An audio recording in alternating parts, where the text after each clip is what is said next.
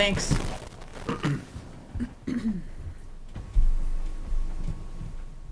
Good afternoon. I'll call to order the meeting of the New Ulm Public Utilities Commission for September of 2020. The first item on agenda is to note that we were holding this as a via teleconference, but we do have all of our commissioners present. Next item on the agenda is to consider and approve the meeting minutes from our last two meetings.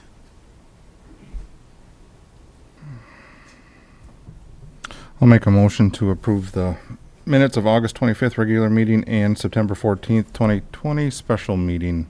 I'll second. Any discussion of the motion? All in favor indicate by saying aye. Aye. Opposed, same sign. Motion carries. Next is to hear from our Utilities Director regarding monthly operations. Good afternoon, Commissioners. I just have a couple items to highlight in the report, mainly having to do with projects that we're in the midst of. Just to let you know that we are in the permitting stage for the 69 kV line.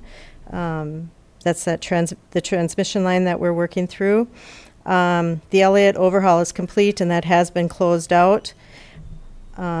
We did a new app for GIS, which has been implemented to track water main breaks and valve and hydrant inspections, so we've had some training for staff on that. And probably the other thing would be we are continuing to work with FEMA on the Well Road and the mound rehab and the distribution lines to the wells, the mitigation for that. So that's an ongoing project as well, but we've been working with FEMA very closely to get that approved through them. So other than that, if you have any other questions.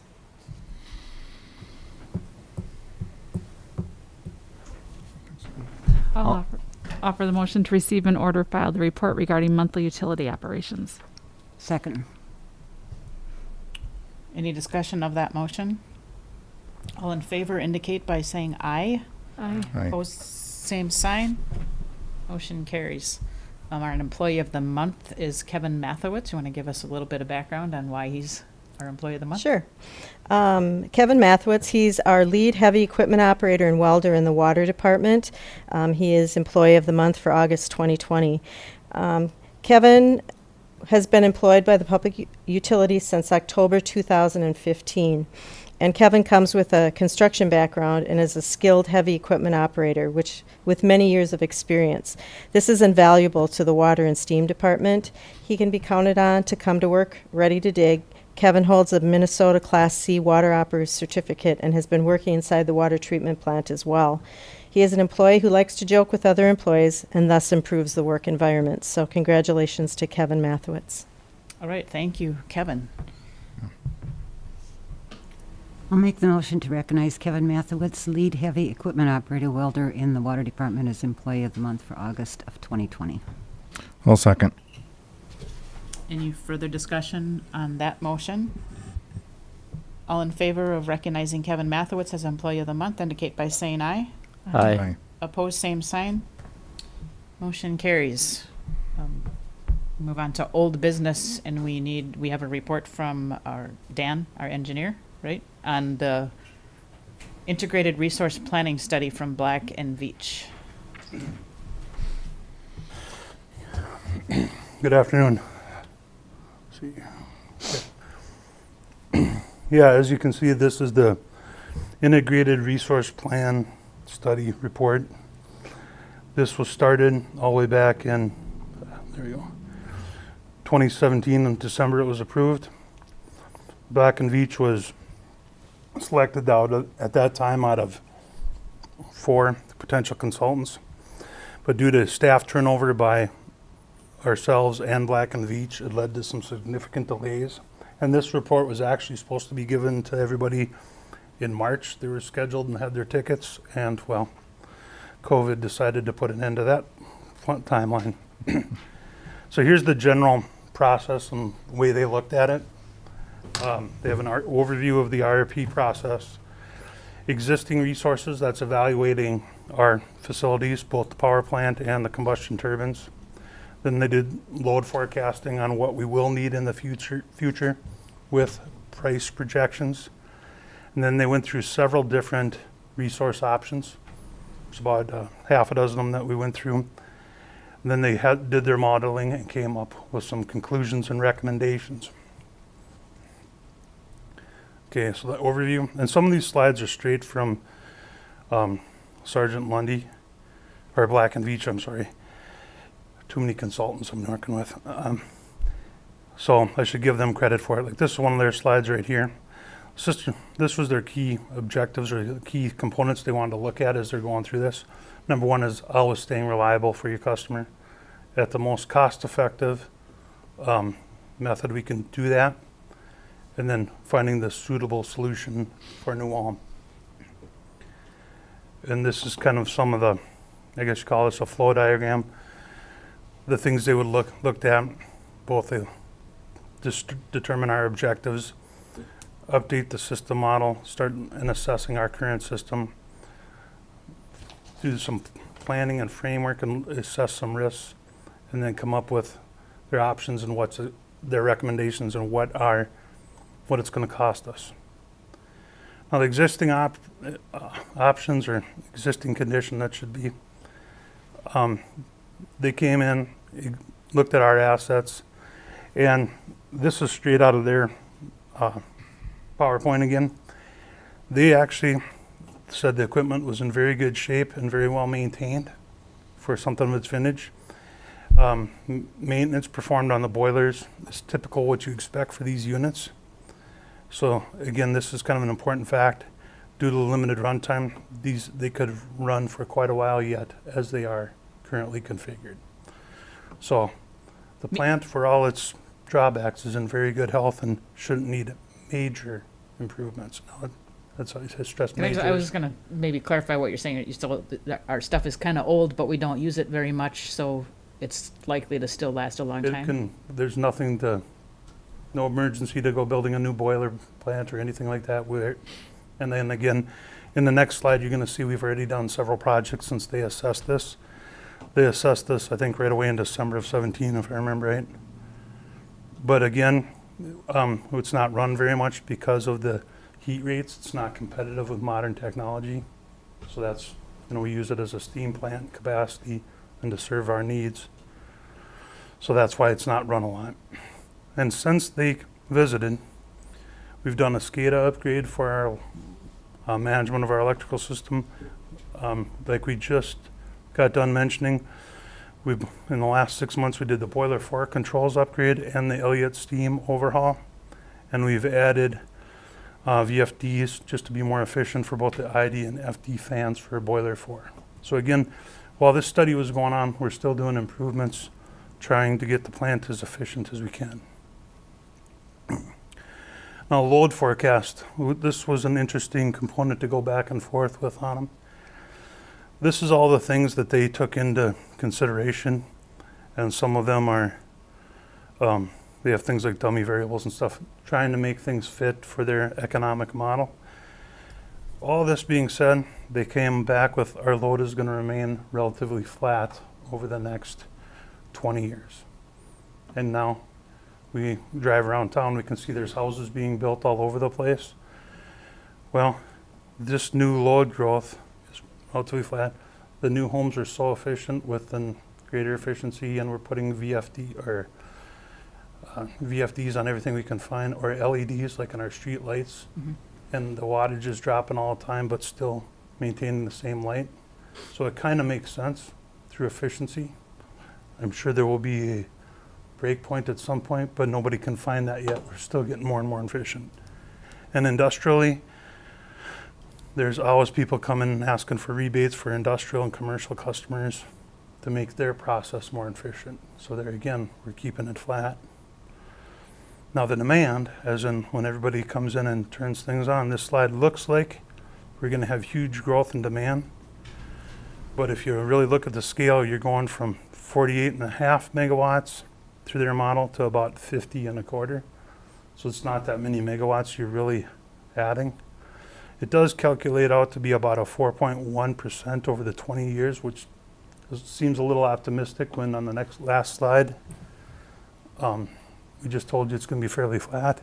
But this is, remember, demand is everybody coming home and turning on, I don't know, the washer, the dryer, everything all at once when they get home. It's that huge spike at that moment.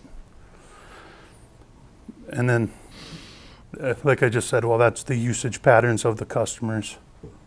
But again, everything's getting more efficient, not having the need at startup for that large inflush of energy.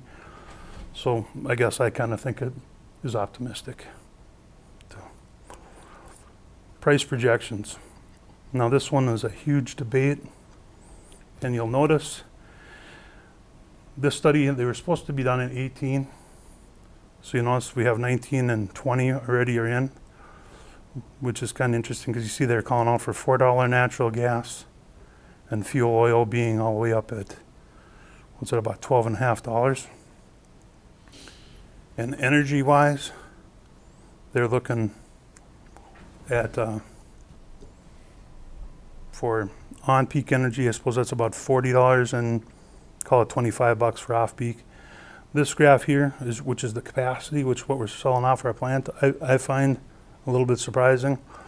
They're saying in 19 we should have been about $15, but then it's going to just about quadruple by 2025, and we have not seen that happen. And here's staff comments. This is Chris and myself's review of what we're talking about here. It seems unrealistic, and it hasn't come to fruition. As you can see, the MISO capacity auction cleared, but that's all the excess capacity everybody dumps on the auction. But you could still go out and buy it for $1.38 per kilowatt year. And the cost of new entry built, that's building a brand new facility, is about $93 currently. So still pretty optimistic. 2020 for natural gas, we're seeing $2.84, not $4. That's actually down from 19. But a little bit of that could be skewed because of the pandemic, less usage because of everything kind of being shut down. Now, candidate resource options, they had a very long list of things they wanted to do, so we narrowed it down to about 6 or 7 different items that we felt were viable for New Ulm. One of the first things we had them review is us building a solar facility, and it actually did not come out to be very economical. For every megawatt, at the time this was built, the rule of thumb was you needed about 10 acres of solar panels. So this would have been just short of a 50-acre project. And what we'll see further on, it just wasn't viable or cost effective. The power purchase agreement would have been a wind one, because again, with zoning restrictions, I don't know, or the wind resource here, how viable it would have been. And we'll see some more pricing here in a little bit. Then we looked at combined heat and power, so we could furnish both steam and energy off of it, and a package boiler. The initial cost on these, again with our facility and our usage, seemed extremely high, and it bared out in the modeling. And then we did look at reciprocating engines or aeroderivatives, which is like your Wardzillas and stuff we've talked about back in long-term power and some of those. And they got to be fairly cost prohibitive too, especially when you look at how green energy resources are coming on. So now the modeling results. This is just how they came down. The existing conventional PPA with existing PPA provider or somebody else came in number one. It's basically going out, get a power purchase agreement is our most cost-effective way to bring energy into it. That beat our own production, adding, we're retiring number 4 because we have that much extra capacity right now. Adding race units, well, you can see it beat everybody else that was going out and do a power purchase agreement. And here's their graph of what the results are. And here's the PPA again, it just comes in being the cheapest both ways. So conclusions, Black and Veatch's conclusions are right here. Modeling suggests that to extend the current conventional long-term PPA or entering into a new power purchase agreement with a similar or more favorable pricing terms is the most optimal solution for us. The existing units continue to remain economically advantageous to New Ulm because they are projected to be available to continue to provide lower cost energy and capacity to meet New Ulm's forecast power and steam demands compared to newer resources. It is recommended that New Ulm continue operation and maintenance of the existing steam system resources because they can provide a lower overall cost of steam supply than units considered to replace them. And then our findings, the data collection and existing operation review validated the importance of the district energy system and some of the things we probably knew anecdotally. And we realized just how important the steam is to the overall health of the power plant. And then again, like with the staff turnover we talked about by Black and Veatch, the volatility in the power purchase markets in the form of rates and technologies are in a time of significant change, which greatly impact the cost passed on to the customers. Right now, everything's up in the air, it seems like, and nobody's really settled on what the next technology is coming. That's why we're looking to keep studying this and figure out what exactly is the right solution for New Ulm. And the value of New Ulm's plant may come in savings rather than sales, with the ability to purchase energy only, not needing the capacity associated with the production. Like a lot of power purchase agreements, they will have capacity and energy. But if you can go out and buy just the energy, that can be the lowest cost power you can get, no capacity. So basically our plant could theoretically supply our capacity and just go get the cheapest energy we can get. Be it green energy or whatever we decide to look at. And with that, are there any questions I'll try to answer?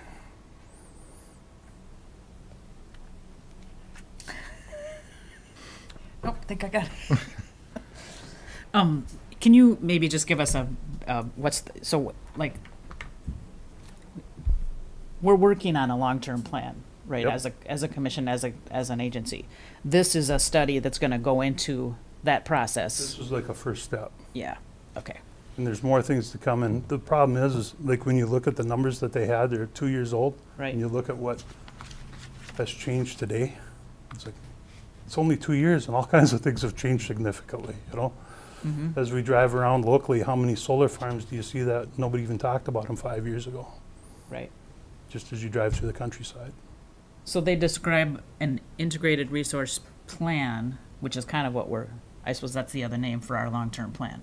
Yeah. Yeah, and That's so this is a study to get us to that point, and they're talking about how we make that plan based on our available resources and considering our goals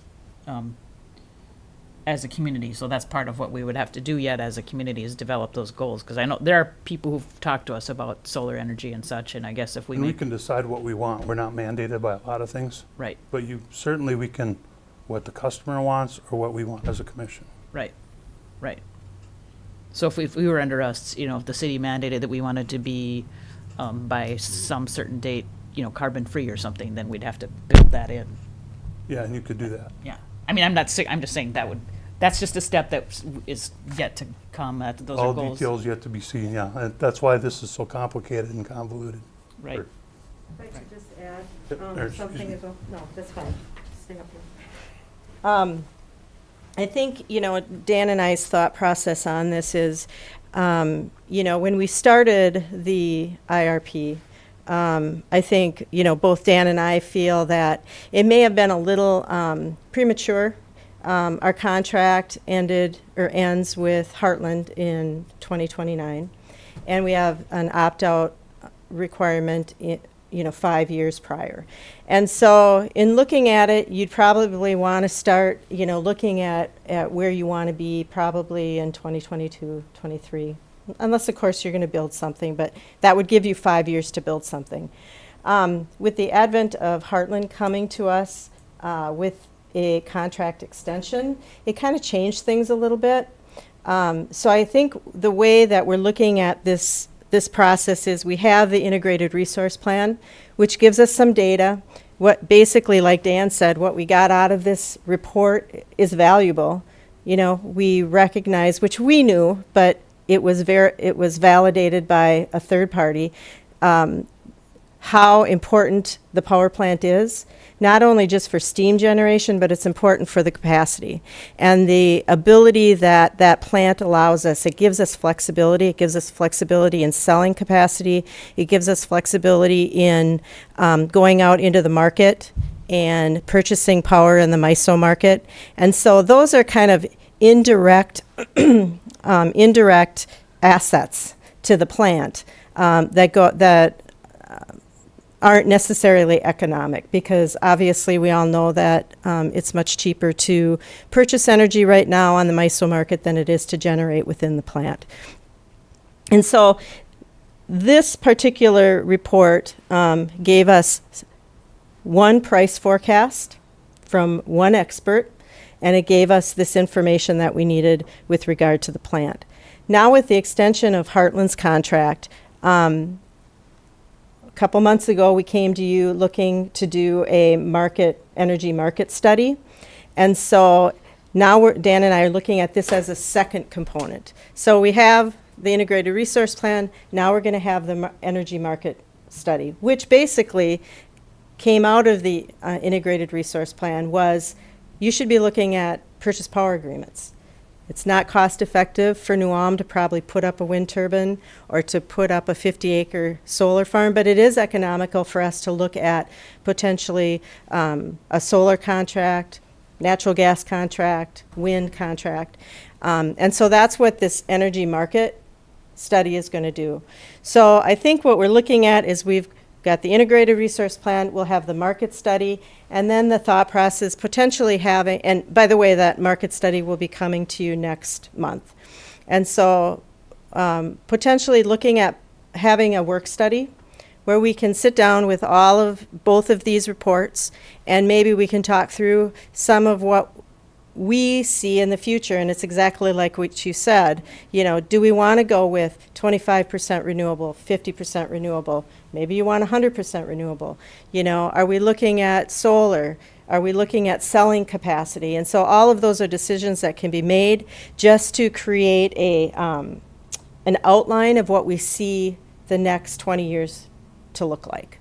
So, I didn't mean to interrupt, but, that's kind of, I think, the plan that, we're looking at, get the commission involved in those decisions. And that way then we can go out and we can decide which way we want to go. Are we going to extend the Heartland contract? Or are we going to look for other PPAs?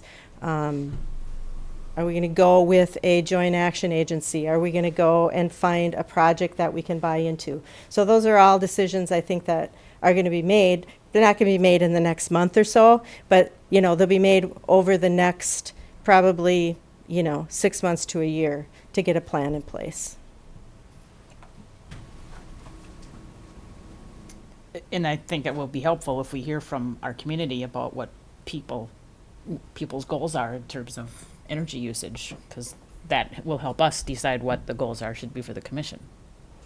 Yeah, certainly. I mean, if we have a work session or even, this commission meeting, people certainly can, give us their input and let us know, what their thought processes are. I know a lot of people, look towards solar. You see it going up everywhere.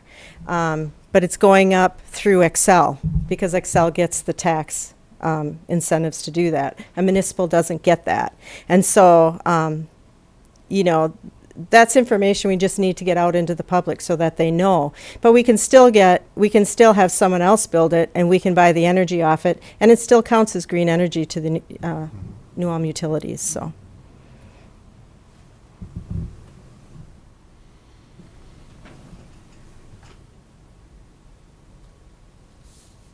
I think for this meeting, basically what we're asking for is you to just receive an order filed. We'll use this report then down the future to make some decisions going forward. I'll make Go ahead. I'll make the motion to receive and order filed the integrated resource planning study from Black and Veatch Corp. I'll second. Any discussion of the motion? All in favor indicate by saying aye. Aye. Opposed, same sign. Motion carries. Next, we have a report, we're in new business, we have a report on the Energy Assistance Program Agreement. Commissioners, this is just a renewal basically of the agreement we sign every year with Minnesota Valley Action Council for them to administer the services for the energy assistance. There weren't really any changes in the agreement from last year either. Okay. I'll make the motion to adopt the resolution and waive the reading, approving the agreement between New Ulm Public Utilities, Minnesota Valley Action Council, and the Minnesota Department of Commerce to cooperate and deliver the Minnesota Energy Assistance Program for federal fiscal year 2021, which is October 1st, 2020 to September 30th, 2021, and authorizing the finance director to sign the agreement on behalf of the New Ulm Public Utilities. I'll second. Any discussion on the resolution offered? Can the clerk call the roll, please? Commissioner Finland, Yes. Commissioner Hillersheim, Yes. Commissioner Shaunis, Yes. Commissioner Visser, Yes. and President Heine. Yes. The resolution passes. Next, I think Derek is going to talk to us about our CIP plan. Good evening. I'm going to try to talk with my mask on, so if you can't hear me, let me know.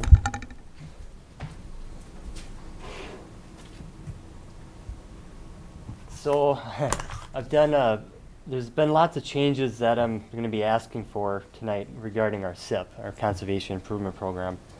So for the past numerous years, the utility's done a good job, for the most part, spending the state statute requirement that we need to, which is 1.5% for electric and 0.5% for our gas programs. But one thing we're falling short on is the required savings that we need from the rebate money we give to customers. So what we've done through the Energy Awareness Commission and then going to outside firms such as Energy Insights and Minnesota Center for Energy and Environment, we've done internal and external audits. And we actually hired Energy Insights to do an external audit. That's attached to your agenda item. I wasn't planning on going through that. That was attached just more for informative reasons since we're discussing the program, and it does relate to the changes. So based off of that information, our internal and external audits, they were pretty much to clarify something that I felt was correct, but I wanted clarification from an outside source, and to also ask and find out what we need to do to try to meet those state statutes, the spending and the energy or the savings we get from the money rebated. So pretty much what it stated was our rebate forms are outdated. The money we give to customers, rebate to customers, varies from maybe not giving enough out to over rebating customers. And what that comes out to do is it doesn't allow us to meet the statutes that we're required to do. So attached are numerous items. I think the first one that I titled was application heading. So we're going to be, with these changes, if they're approved, we're also going to be having new rebate forms, physical hard copy forms that are going to be changed. So this first item is kind of a overview that would be somewhere placed after where the customer would fill out kind of a name, address, mailing address type of information. It's just kind of a generic list of different criteria that they need to meet or they need to have within their submitted application. So that will be kind of there, and then a lot of the electric rebates will all be jumbled together in one application, along with natural gas will have their own application form. But going to the next item, and I can go through each one of these if you'd like me to. Starting with the Energy Star appliance rebate, some things that will change within this rebate application would be adding of a dehumidifier, refrigerator, refreezer rebates will be increased. We have a decommissioning rebate that will go from $20 to $15. And I'm planning on removing the compact refrigerator from the rebate form. Now, I'm going to be removing that because we get 1 to 0 applications of those per year. However, we can still rebate for that. That mostly is going to be removed because of space limitations. Energy Star residential lighting. Right now it's a price per bulb is $3 to $7, ranging from 3 watts up to 10 watts. The new form will rebate $7 max and not rebate more than 50% of the purchase price. Light fixtures are currently $10 and will be increased to $20. And of course will not be more than 50% of the purchase price. And I'm also going to be adding a LED ceiling fan rebate. And there's limitations, of course, 50%, no more than 50% of the purchase price, and not more than $15 per fixture. As in, say, a ceiling fan has 3 or 4 lights, those would be considered a fixture. And this will be a nice rebate to offer because we can capture both natural gas and electric savings. So we can get decatherm savings and kilowatt hour savings. The next item is a new rebate we're going to be offering, which is an air source heat pump rebate. That's pretty much based off of an existing heating type. So as you can see, there's a base rebate that can get up into the thousands of dollars, and that's because this happens to be for electric heat, which is kind of rare in town. That more likely would be multi-family unit places that would put electric heat in because it's cheap to put in initially. And goes down to switching from natural gas to electric. And that goes to a base rebate of $100 to $200. And the difference in such a high price and such a low price is that the state does not recognize fuel switching and capturing savings. So that's one reason why if you have an existing natural gas furnace and you want to switch to a cold climate air source heat pump, why the rebate is so low. Furnace rebate, that's always been split into either a new construction or a retrofit. So currently it's a 90% AFUE rebate of $200 for new construction. That would be increased to 95% with a decrease down to $125 rebate for that, but also offer a high rebate for over 97%. So that's a decrease just due to the fact that it's a new constructions. There's really no reason why an individual should be putting in a low efficiency furnace into their home. Retrofits have changed slightly, mostly on the higher end to from $200 going up to $275. And boilers, decrease the minimum AFUE just to hopefully get some more rebates from furnace or from individuals installing boilers. Central AC and mini split. We really didn't focus or mention mini split AC units in our past rebate. So we'll be adding that to the AC application. And that would be now be based on cooling capacity, BTU an hour, and SEER rating. And the price has decreased quite a bit on that just due to the type of savings we can capture from the rebate or the money rebated to customers.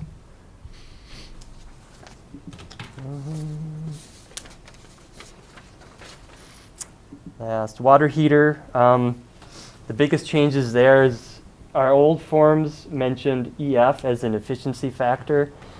That phrase hasn't been used for quite a few years, so that's one thing we're updating to UEF, Uniform Efficiency Factor.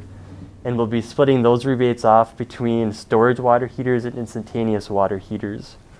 And they each have their own minimum UEF rating and dollar amounts, which is pretty similar to what we currently have for rebate. It's actually a little bit more. AC check and clean, I have not done anything with that rebate yet since that's not going to happen again until next summer, so I have some time to rebate or look at that. Programmable thermostats. The state looks at thermostats different ways. There's 3 tiers. There's tier 1, tier 2, and tier 3. Tier 1 is just a regular programmable thermostat. Tier 2 and tier 3 get higher, get into Wi-Fi and smart thermostats. What we're going to be doing now is not rebating for tier 1, because from what I understand, if you have a new house or you put in a new furnace, AC unit, building code states that you have to have a programmable thermostat. So really there's not much, if any, savings to be rebated and captured there. But with tier 2, especially if you get into Energy Star certified programmable thermostats, there's natural gas and energy savings, kilowatt hour savings with that. And the energy awareness, and one reason why I'm bringing this to you now is this was going to go to the Energy Awareness Commission, but we did not have a quorum, and we meet every other month. And if I do not have a quorum again the next time around, this will be put off till next year possibly. So that's one reason why I'm here presenting this to you. Everything else on this agenda item is pretty much what we discussed. It's just put into what was an Excel spreadsheet just to give you an idea of how it may look going forward into a application for a customer.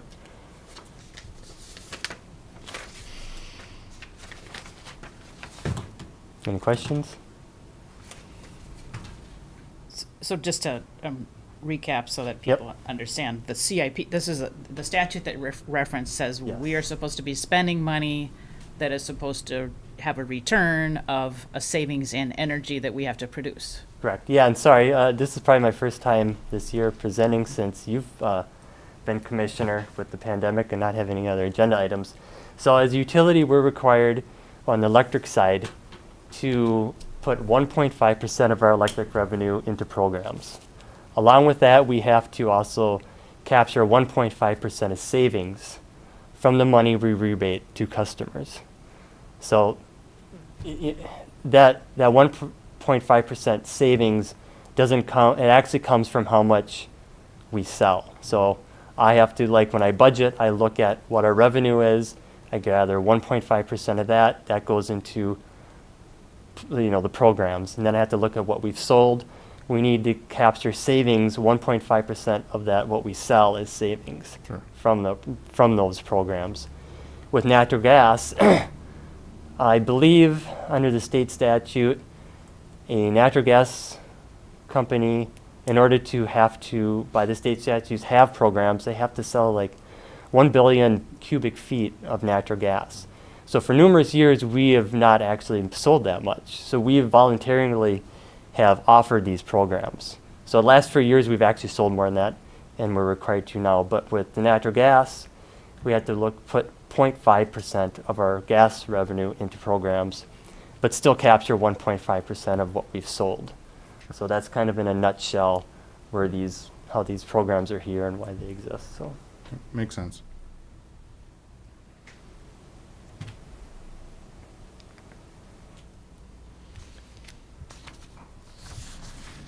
I'll offer the motion to approve the changes to the Conservation Improvement Program.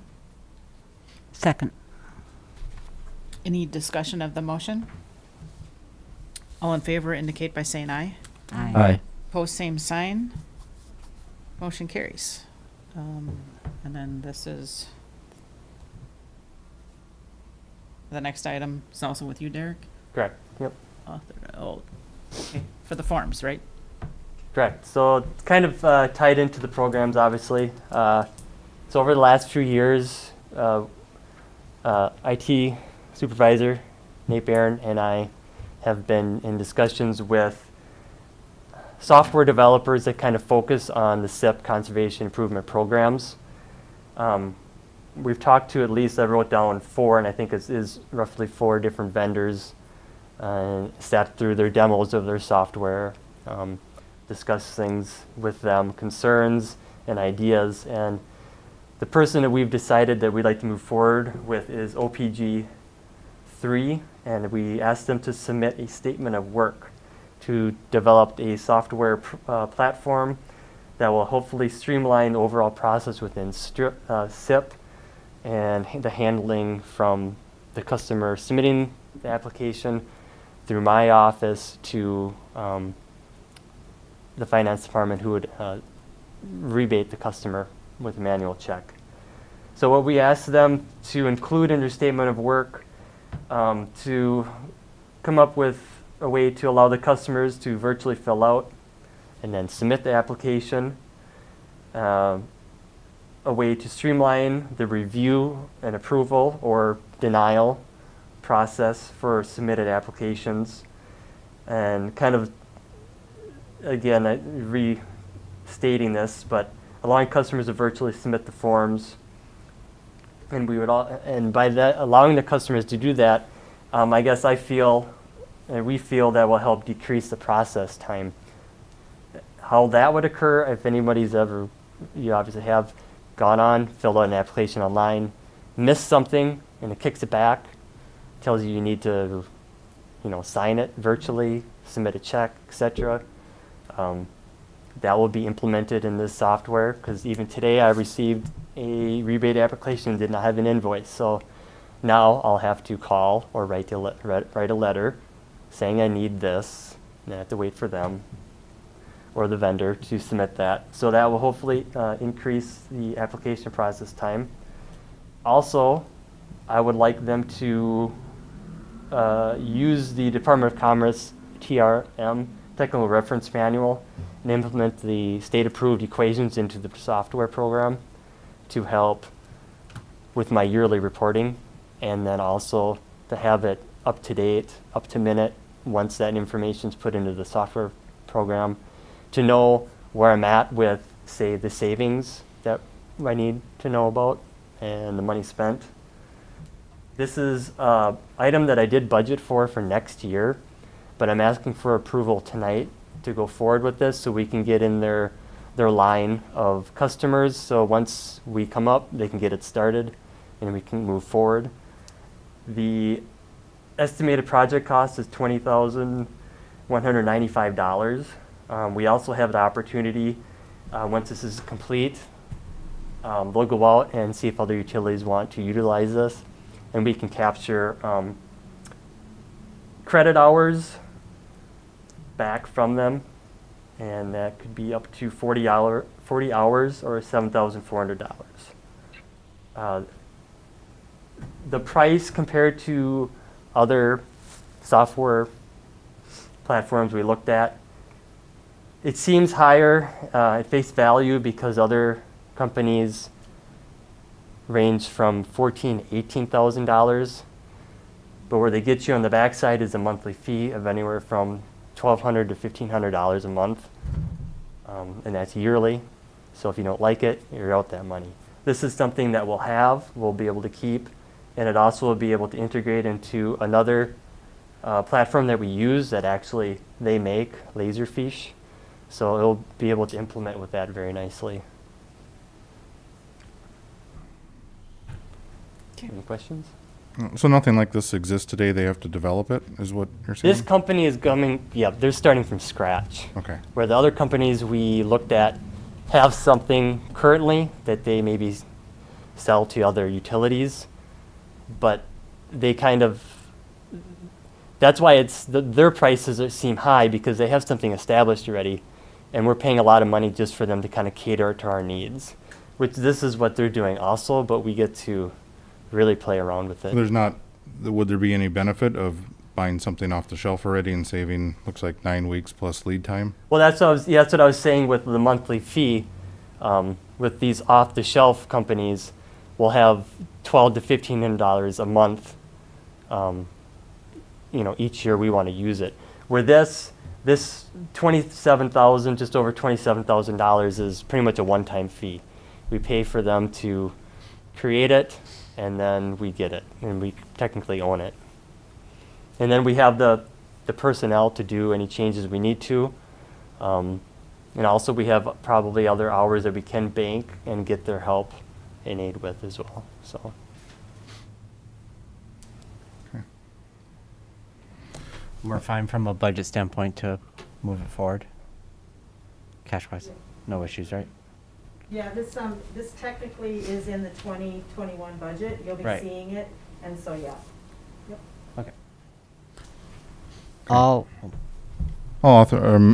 Make a motion to authorize the city manager to accept the OPG3 statement of work for energy rebate form solutions in the amount of $27,195. I'll second.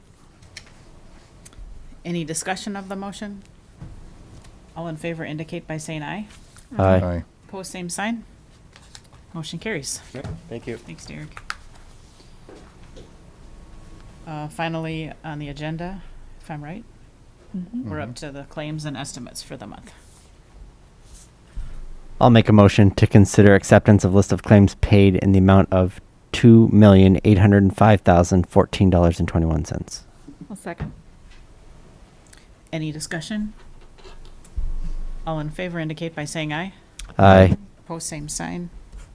Motion carries. If we don't have any other business, comments, okay, we are adjourned.